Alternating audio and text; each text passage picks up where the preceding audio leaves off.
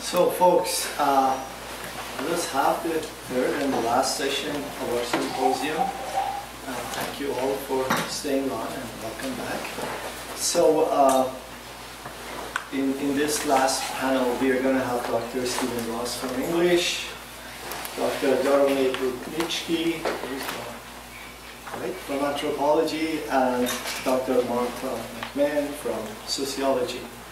So without further ado, please welcome Dr. Stephen Ross.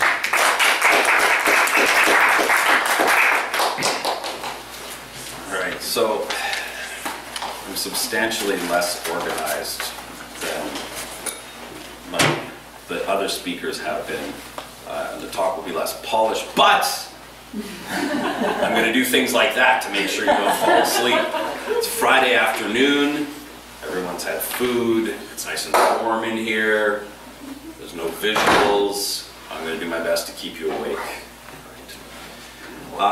So the worst part about writing this, well, two things. Just before I properly dive in. First is coming up with a title for this paper was virtually impossible, so I've called it Theory. And secondly, it's probably useful to know that it was written at the nadir of a head cold, which seemed to have for its primary symptom the detachment of my prefrontal cortex, so that I felt solidly stupid for about 3 days, which would include the day I wrote the paper. So I'm very much looking forward to hearing what I thought at the time, and to the what I'm sure to be generous and effusive responses. So, all right, I begin from an understanding of a certain history of theory. It's a history I teach often enough, and which has become in many key senses more of a history the longer I teach it.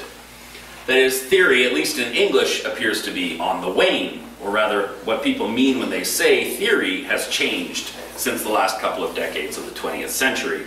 Then, we, spoke of it in reverent tones. It was changing everything, overturning the old and threatening the settled. It was dangerous. There was a story, this probably apocryphal, but when I was an undergrad, there was a story of a bullet having been left outside one professor's door in the nadir of the culture wars undertaken between the proponents and opponents of theory.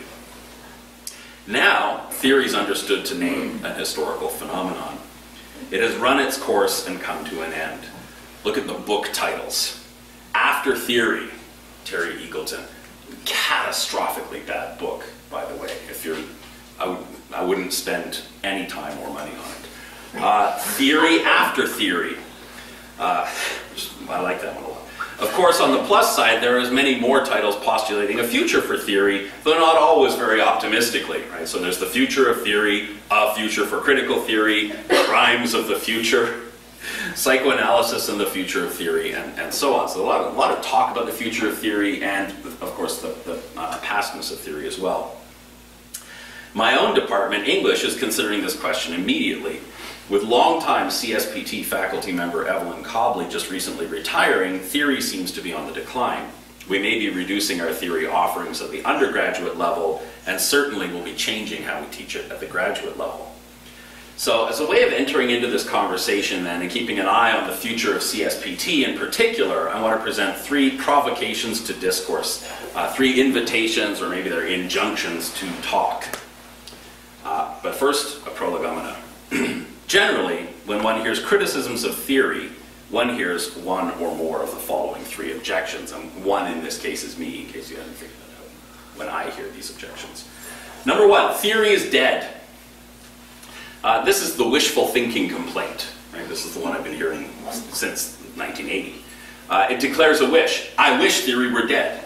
Nothing could signal more clearly, of course, that theory is alive and well. When they stop kicking us, that's when we have a problem.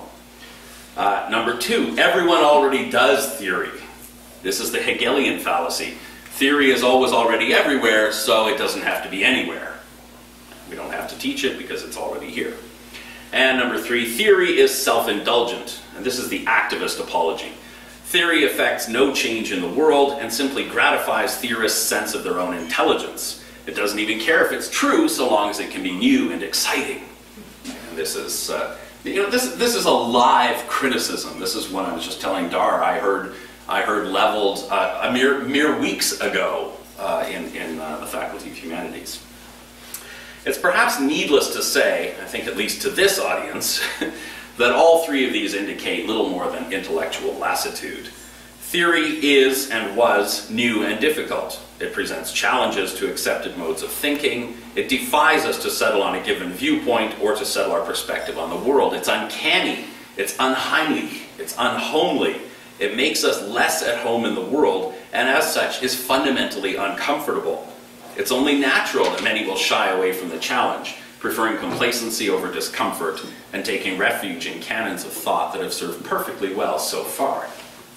In this context, on the 25th anniversary of an entire program given over to theoretical inquiry across the humanities and the social sciences, and with an eye to its futures, I want to look at the agency of the term theory.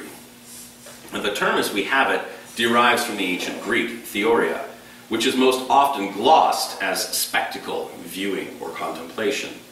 The root word, thea, is the same as the root word in theater. As a proper name, thea means simply goddess or divine. It is, in other words, something precisely other than theos, or God. It denotes not only spectacle and contemplation, but the occulted alternative to a tradition of truth, form, and good rooted in a patriarchal sense of God. If it remains a mode of metaphysical thought, it is metaphysical thought conducted otherwise, with an attention to the other. The suffix ria likewise denotes a mode of thinking in contrast, for example, to graphia, or writing. Theoria then indicates not just speculation, but thinking speculation, thinking about speculation, but also thinking speculation itself and all its processes. The root thea comes into its own here as well. To do theory is in an immediate sense to stage such thought, to stage thinking itself. Such staging is bound up with both the theatrical and the divine elements of theoria through another line of development. Another meaning of theoria is a body of theors sent by a state to perform some religious rite or duty, a solemn legation. Now, a theor is an ambassador or envoy sent on behalf of a state, especially to consult an oracle or to perform a religious rite. Like theater itself, theory is always already caught up in ritual, performance, solemnity. As such, it performs thinking otherwise. Legations or envoys are not sent by states to consult oracles or to perform religious rites because everything is perfect. They are sent in an effort to understand the present and to alter the future, often a future that remains enigmatic, incomprehensible, appearing, in Derrida's words, under the species of the non-species, in the formless, mute, infant, and terrifying form of monstrosity. They seek such alternatives. They open the future to multiple futures and gamble on the power of their performance to alter the future. Such moments are not deterministic or fatalistic, but aporetic. They open up an abyss into which one throws what is most precious: a son, a daughter, truth, value, prestige, honor. Aporia thus bears more than a passing affinity with theoria. The OED definition of aporia has, quote, has the spatial sense away, off, apart, as in apogee, apocope, apostasy, apostrophe. It occurs with D verbals that denote a response or defense, as in apodisis or apology, and is found on verbs having perfective force relative to a corresponding simple verb, apoplexy, aposiopesis. Aporia denotes alterity, response, and intensification. It is indeterminate but also imperative, placing a demand upon us in its undecidability. It insists upon responsibility, on responding to the other, to alterity itself, to the monstrous, to the future we can neither name nor imagine. If we accept the end of theory, we accept the end of such futurity, of such responsibility. In place of multiple possible futures, we embrace the eternal recurrence of the same, the endless repetition of the status quo. As incitements to future theorization, then, allow me to conclude with 3 provocations. I see these as essential to the continued vitality of CSPT as a theory program before all else. All right, provocation number 1. Theory must be useless. The neoliberal drive to make education and educational institutions accountable should make us all quail. The echoes of accounting, of totting up credits versus debits, production versus waste, use versus uselessness, is fundamentally antithetical to theoretical inquiry. Programs like CSPT must resist this drive by insisting upon the usefulness of uselessness. The history of human discovery is littered with justifications of this approach. The pure researcher who accidentally invents penicillin, or flubber, or a truly wrinkle-free shirt. And these are often preferred as justifications for what the current language refers to as curiosity-based research. Right? That's the present lingo. It's curiosity-based research. The fact that you have to name it that is alarming as hell, it seems to me. I want to push harder, though. Such justifications only reaffirm the use value accounting approach. They justify apparently useless thought with the claim that, after all, it really was useful in the end. The apologia here is not that uselessness is valuable in itself, but that apparent uselessness may be just the disguise that true usefulness wears until the time is right to reveal itself. Usefulness as a superhero. The activist reaction against neoliberalism plies a similar tactic, starting by quoting Marx's theses on Feuerbach. The philosophers have only interpreted the world in various ways, says Uncle Carl. The point, however, is to change it. To this I reply, bullshit. Changing the world may well be the point for activists and politicians, and maybe even for philosophers. I don't know. You can ask Nina. But it certainly is not the point for theorists. The task of theorists is to imagine, to supplement critical thinking with creative thinking, and to push the limits of human understanding of what is thinkable. Claude Lévi-Strauss famously wrote that animals are good to think with, and in a similar vein, I would argue that the world is good to theorize with. No doubt, as we theorize, we will discover hitherto unsuspected truths about the world, and perhaps even bring about change in the world. But doing so is not the business of theory or of theorizing. The business of theory is to think, to speculate about thought, to stage that speculation, and to engage with the future as radically open and provisional, as demanding a response from us which we are never quite equipped to offer. A better widget is not on the agenda. Provocation number 2. That was just one. A lot of closed bodies up there. Provocation number 2. Theory must be anxious. Theory is a gamble. It does not know ahead of time what it will find and cannot load the dice to guarantee certain results. When Derrida says that we must be prepared for monstrosity, he's deadly serious. To theorize is to open the door to all that may come, and to do so with an awareness that we totter on the brink of the abyss. It risks everything certain by starting from the premise that the certain is the only thing we can be sure we must do without. Frederick Jameson delineates the difference between philosophy and theory in precisely these terms, noting that philosophy seeks truth, where theory seeks to know the conditions under which something that functions as truth can be produced. Put in slightly different terms, philosophy seeks knowledge where theory seeks wisdom. Though philosophy's etymology indicates a love of wisdom rather than knowledge, its predilection for eternal truths clearly places it on the empiricist side of the distinction as Emmanuel Levinas draws it. In Ethics as First Philosophy, Levinas describes knowing as a mode of grasping and holding the object of knowledge, of reducing its alterity to sameness in the name of comprehension. This is not, according to Levinas, wisdom, but a mode of epistemological violence on the model of Hegel's masterly consciousness. And maybe it's patriarchal as well. This is, I think, part of the discussion of the last session. It seeks to overcome and dominate what it encounters, to reduce its alterity to a subspecies of sameness, something ultimately different perhaps in degree, but not in kind. By contrast, Levinas argues, wisdom resides in coming to rest alongside an alterity that remains other to us. It consists in accepting the unbridgeable gulf between the self and the other, and in seeking neither to overcome that alterity by reducing it to sameness, nor to annihilate it for the threat it poses to our own sense of supreme certainty. Such alterity is the stock in trade of theory, whether we call it différance, annihilation, radical negation, the unconscious, the post-human, speculative realism, or something else. Remaining open to this alterity is the ethical responsibility of theory. It is the imperative to remain responsible to the other. For Levinas, this ethical stance depends upon sustaining a bad conscience, or more properly, mauvaise conscience, that allows two key dimensions to our being. Number one, we are here in the place of another. Where we are, others might just as well have been, but are not. And maybe this is a good time to acknowledge that we're on the traditional territories of the Coast Salish people. Each of us has taken the place of another, and therefore owes an ethical debt to the other. Number two, we are here because of the other. We exist by virtue of others. Without the other, there is no self. As such, our very existence as something of which we can be aware derives its truth from the existence of others. Our very existence itself is a debt to the other, a debt whose only possible discharge is an ethical life. To discharge this debt is the business of a lifetime and the underlying imperative of theory.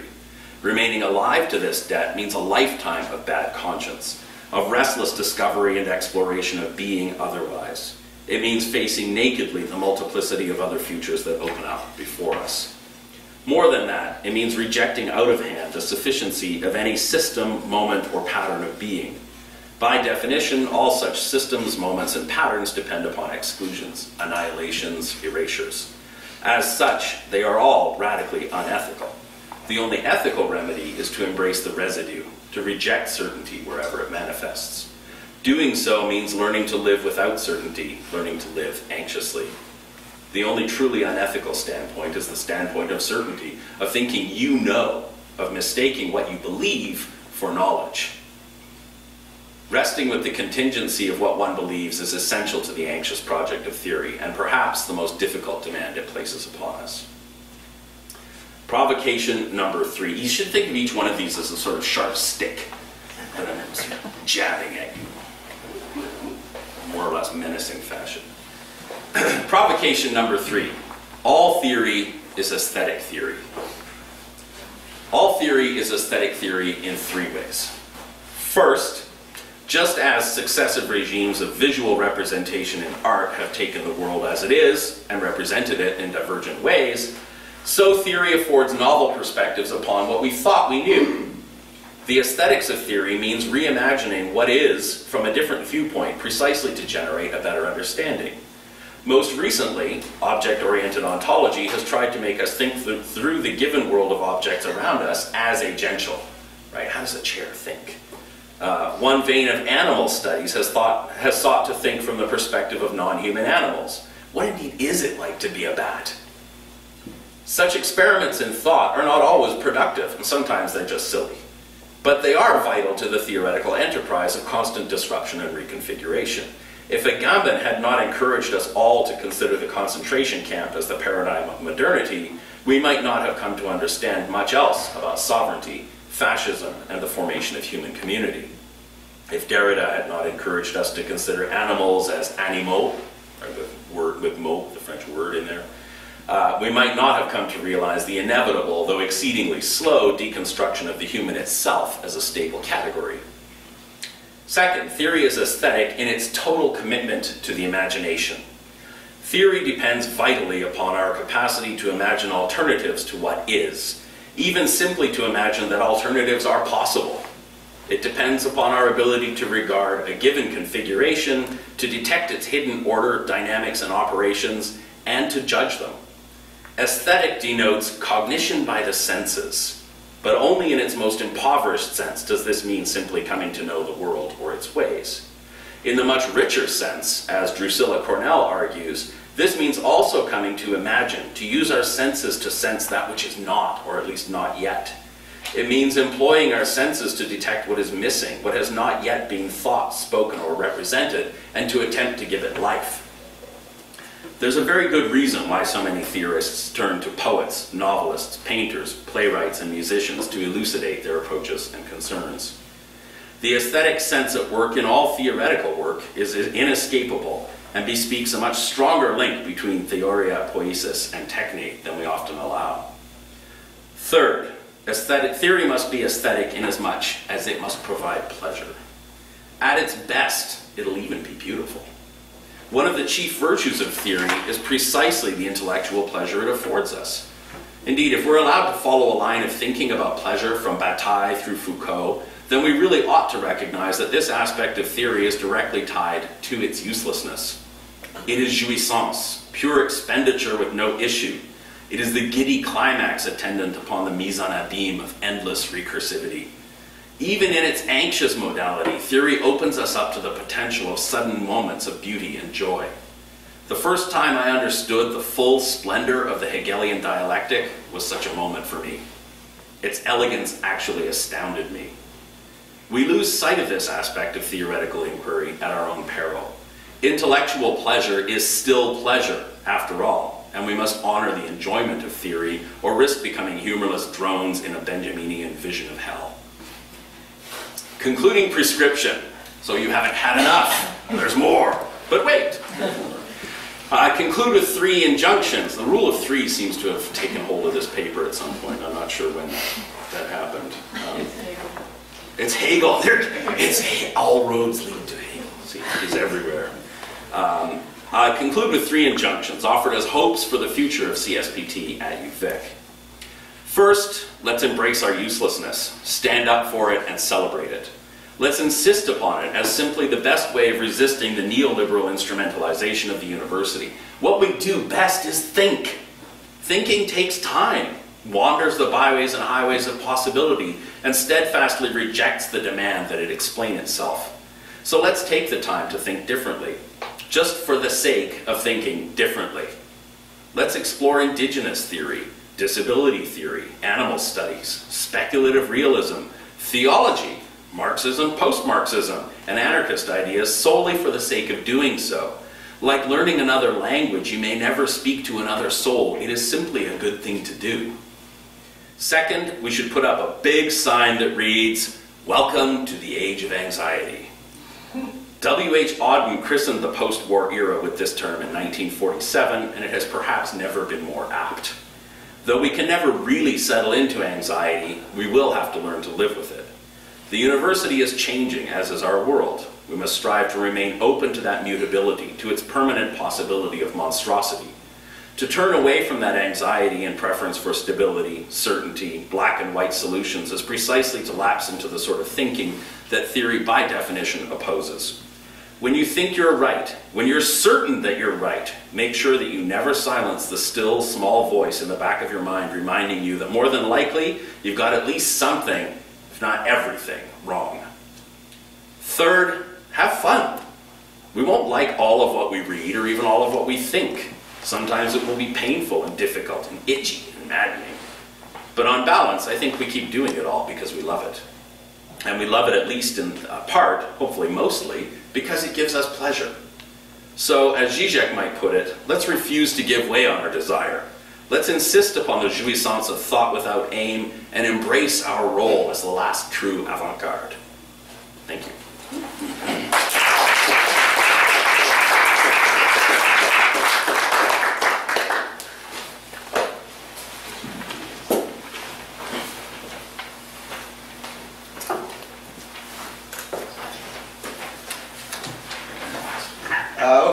I want to thank Peyman for organizing here today. This has been a really interesting conversation, and so I'm glad to be able to have the opportunity to take part in it. And I really enjoyed Stephen's paper, but it was perhaps even better to listen to it than to read it, because it was such a stunning performance, so thank you for that. I'll just get right into it. The title of our meeting today brought to mind a 2008 article in Wired magazine by the journal's then editor Chris Anderson titled "The End of Theory." This essay was but one example of what Stephen identifies as a chorus which argued that theory had, quote, run its course and come to an end. Anderson's argument was perhaps distinctive, however, insofar as he located the end of theory not so much in the culture wars or in changes in academic fashion, but rather in the synthetic power of computing to make human-motivated generalization obsolete. Anderson had a distinctly positivist conception of theory, a general statement of causality derived from testing predictions against empirical observations.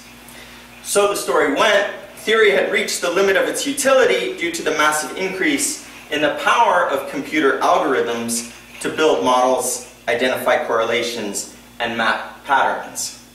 So-called big data, in other words, enabled a regime of knowledge in which the positivist cycle of testing theory against an empirical world was over. Anderson's vision is, I think, grounded in a larger, longer dream that can perhaps be traced to the origins of what we know as Western thought, a dream which sought and still seeks to apprehend a reality independent of human representation. This aspiration is evident as much in Plato's parable of the cave as it is in more recent iterations such as Enlightenment rationalism and high modernism. This vision entails a particular understanding of theory in which theory stands apart from the world that it apprehends. That is to say, theory as subject is analytically distinct from the objects that theory knows. One of the key interventions of critical theory, it seems to me, in the past 40 years or so, has been to show that, especially in the human sciences, the theory that has been produced about the world has effects on the world that conform with those representations. Ian Hacking has shown how representations of psychiatric disorders elicit practices that conform with those representations among psychiatric patients, for example. And Michel Caillon has demonstrated how economic theory reflexively elicits the practices it represents among those represented, the subjects of an economy. I would contend that there's a great deal of work to be done in a wide range of domains to understand how theory becomes practice, and such work would take theory as the object of knowledge rather than the subject.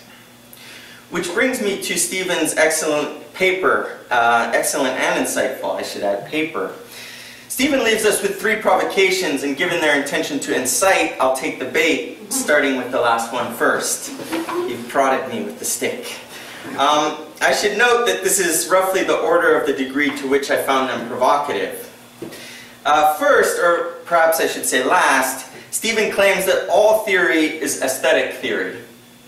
In principle, I think this is an extremely important observation. It gestures toward a stance that questions the necessary division and hierarchy between subject and object, and destabilizes a theoretical positionality by insisting on opening us up to the possibility of seeing the world from the standpoint of an other. The notion of theory as embodied and sensory strikes me as critical in 2 respects. First, as Stephen points out, by using our senses to detect what's missing, but also, I would add, by recognizing the perspective and positionality of the theorist. Next, Stephen also enjoys us to see theory as anxious. Again, I think this is a generative mandate. Theory does its best work when it provokes discomfort and destabilizes the ossified perspectives in which we have become perhaps too secure. Theory should confront us with the limits of our understanding and challenge the representations that we take to be true. Finally, Stephen is perhaps at his most provocative when he proposes that theory must be useless. And you all laughed, so I'm taking it that you agreed with me. He seeks to counter the various neoliberal techniques at work in our university and other universities today. There's no doubt that the academy is increasingly subject to a logic of economism, be it the research assessment exercises in the UK and Australia, or closer to home, the UVIC administration has given the apparently unself-conscious but decidedly ominous label, enhanced planning. That's true. I am sympathetic to Stephen's impulse to contest the creeping hand of utilitarianism that undergirds these imperatives toward accountability. Yet it strikes me that the contestation of this audit culture requires detailed tactical understanding of the field that it produces. Given that the imperative toward accountability is a pervasive feature of not just universities, but virtually all public institutions today, on what basis might we claim an exception? it is difficult to envision a logic where any group of public employees can claim a right to uselessness. But I'm open to the possibility, so we can have that conversation.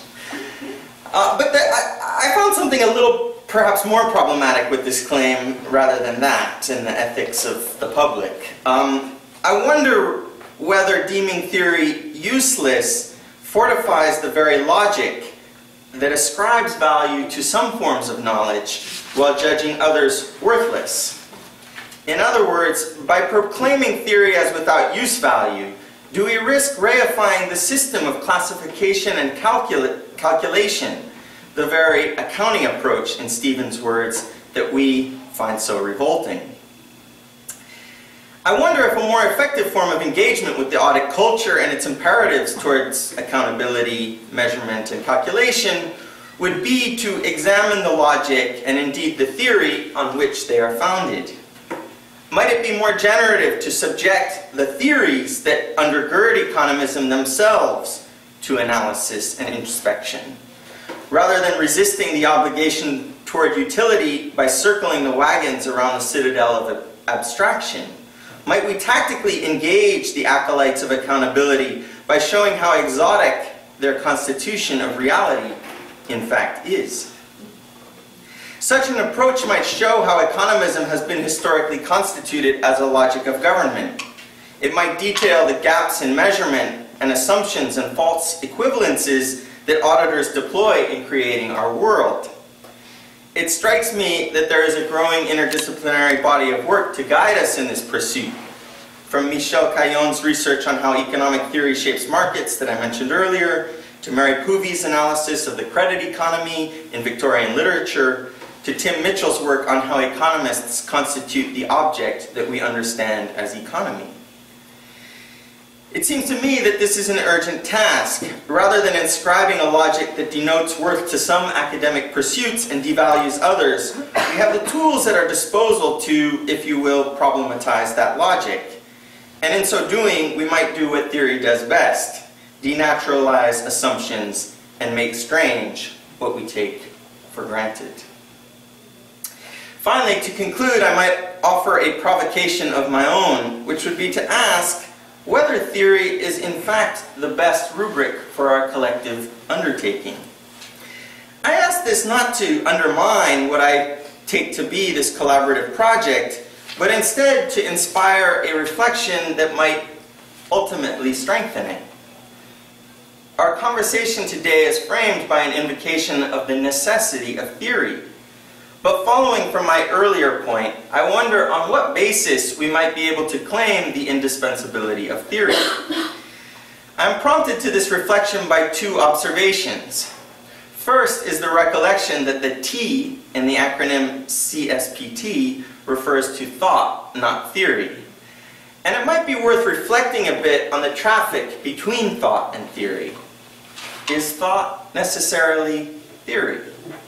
I'm pretty sure that at least some of what passes for theory doesn't entail much on the part of thinking.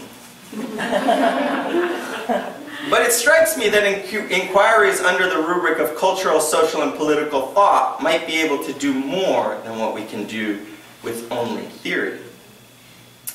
Second, the conversation today reminded me of several elusive paragraphs in Michel Foucault's final completed book, The History of Sexuality, in which he betrayed a distinctive ambivalence toward theory and a desire to reframe his project in alternate terms.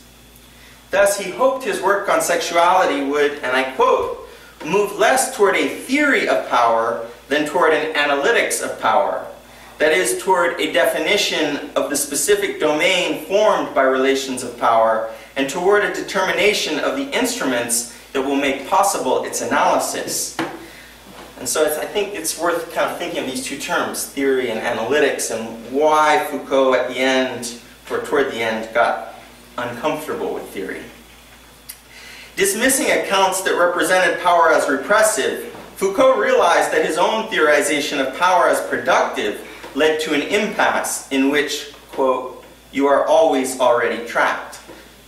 Thus, Foucault came to see theory itself as potentially replicating the very structures to which it set itself against. Theory like the state or colonialism, contained within it the seeds of an aspiration to totalization, universality, and control. As modern state power seeks to see without being seen, theory in its imperial iteration seeks to know without being known.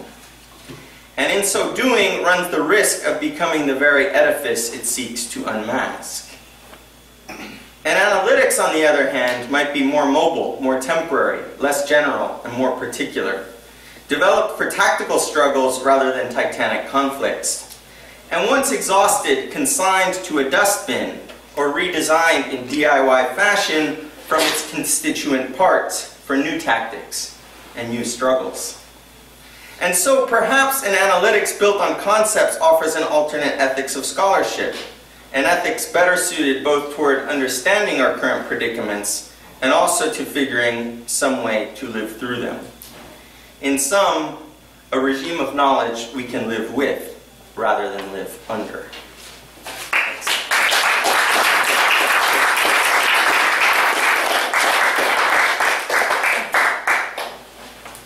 Okay, I'm McMahon from the Sociology department. I'm going to do something that's far less scholarly than this, and one of the reasons that's why is that I don't really like the word theory.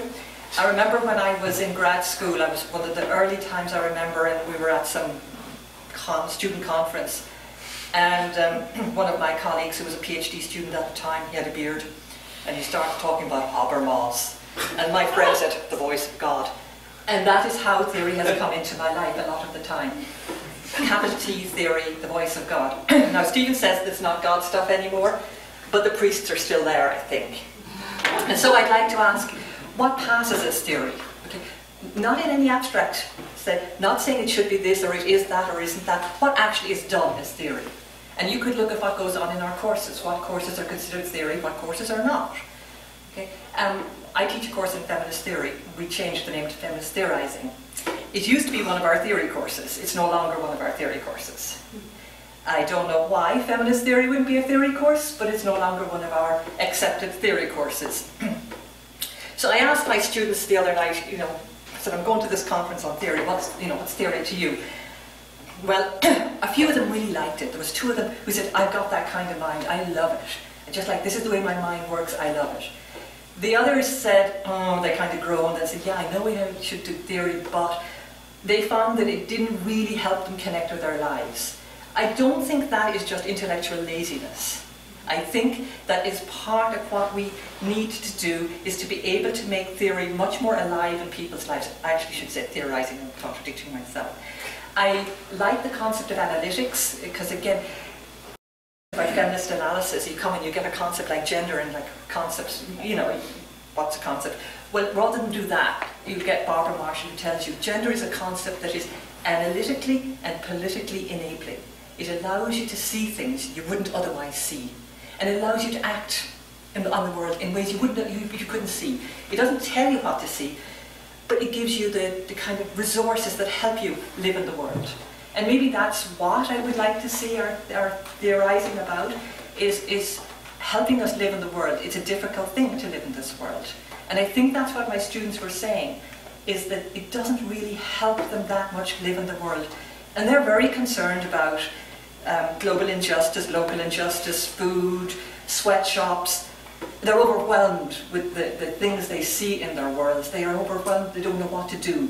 They leave sociology depressed, and I think perhaps don't engage because the way in which we tell them stories about the world leaves them feeling overwhelmed. We create stories about power that leaves us feeling, I can't do anything about this. So when Steve Garlick mentioned that gender doesn't come into our theory courses much, that's because that's the way we define theory. That's who we include in our theory courses. Those are the texts. It's not that our theory doesn't include gender, it's we construct theory in ways that doesn't include gender. We would have very different theorizing if we approached theory differently. Connell that you mentioned actually has this book called Southern Theory, where she talks about the Australian, North America, European centrality of what passes for theory. And how would the world be known differently coming from different places? So rather than theory, I would think that perhaps we should go back to the concept of analytics, engaging the world, and looking at the theorists as our friends, not as the priests, as people who offer us resources, no homage paid, okay, to help us engage the world, to live in the world, to know how to live in the world. What else do I want to say? Oh, but part of this question then, because when I read your paper, I too was suffering from a cold, and I thought, Stephen's grumpy, he just wants people to go away and stop asking him these questions. And I told him, and I really did not hear the voice of God in your paper, by the way. Okay. But what I came out of that thinking is, you know, A, we have to have a conversation about what the university is. We're being, whatever, we're not adequate to engaging our context. Like, we complain, we've unionized now to try and control a bit of the context of our work, but we won't say we're getting wiped out, but we're getting really redefined as a university. I don't know, I'm not saying I can say what the academy should be, but I think it's a conversation we should have. And I don't think it will work by saying we have the right to be useless. And I know you're only playing there, but we're going to have to do a lot more than that. Otherwise we will lose really important places from which to engage our world. It's too important. So I think we should reclaim theorizing and open it up as to what it's about, and I think we should use this to engage what we're doing in the academy. And I think take theory, what you said theory is, and take the fourth provocation is, let's do that in the context of understanding our own lives. So is our theory worth anything? Can it engage our world? And can it help us engage our situation and navigate our current context as a university and as working in a university? That's it.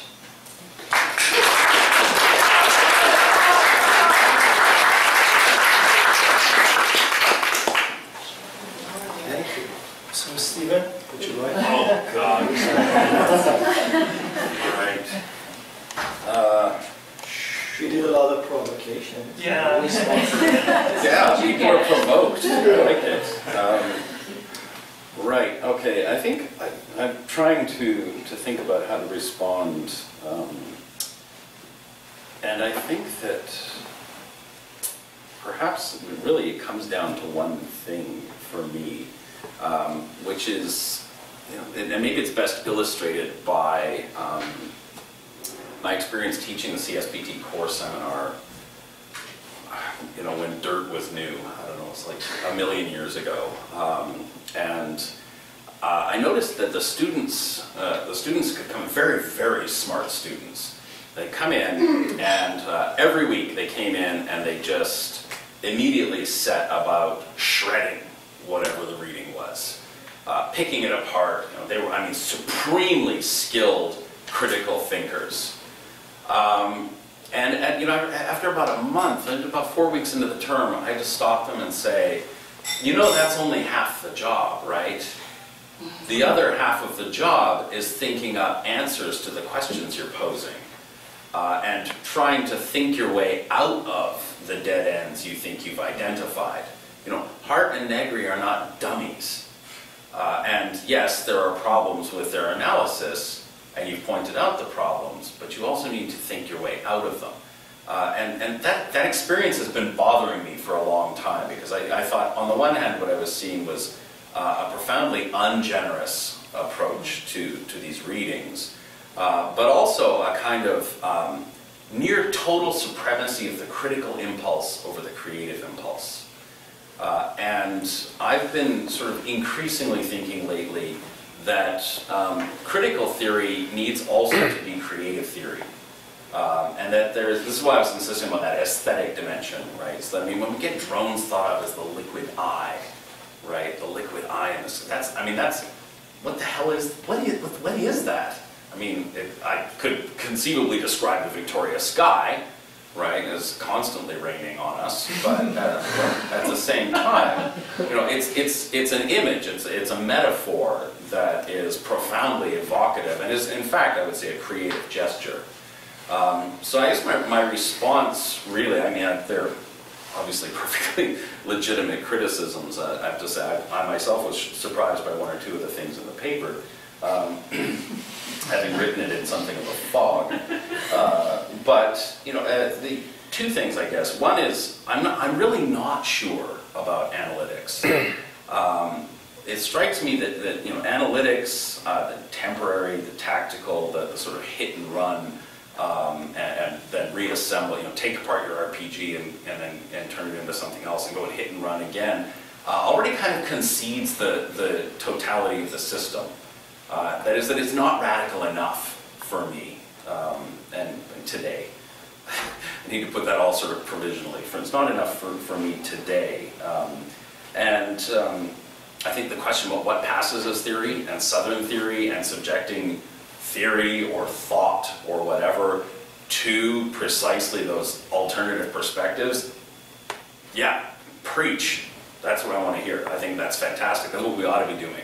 That was what I was saying about, you know, as soon as you think you're right, as soon as you're certain you're right, you better be prepared to realize that you've missed something pretty major. So I think that's key. Can it help us engage our world? I have to say I don't really care. And I don't care as a theorist. I mean, I care. I'm a parent, I have kids, I live in the world, I worry about it all the time. But I also really I think we need to preserve the capacity for, you know, for speculation, for theory as speculation. And I think we have some powerful allies in this that we tend not to realize. We tend to think of ourselves as, you know, well, we're the humanists, or we're the social science, the qualitative social science people, and you know, we're not making welders or engineers, or, you know, not willingly anyway. But you know, the physicists, the astronomers, the mathematicians, the electrical engineers. I once saw a great methodological battle between an electrical engineer and a mechanical engineer, and it all came down to the mechanical engineer saying, "You electrical engineers just make shit up." And then if it doesn't work, you tweak the model and make it work. And I thought, they're one of us. Right, but I think that you know, that we have a lot of common interests, and we can make a lot of common cause with people we don't typically think of as doing something similar to what we do. And that I think that as a group, all of us, physicists and mathematicians and so on, downplay the creativity of what we do. And we've been told that what we need to do is teach them to be critical thinkers and good writers and preferably skilled welders all at the same time. And I think that we need to insist on making creative thinkers as well. I don't really take issue with anything. And the responses were pretty legitimate. It's true, they will wipe the floor with us if we just go to Senate and say, CSPT would like to change its name to, you know, the programming uselessness. Yeah, we'll be like, well, it was nice knowing you guys. So anyway, that's. Thank you. Yeah, so. Thank you, Steve.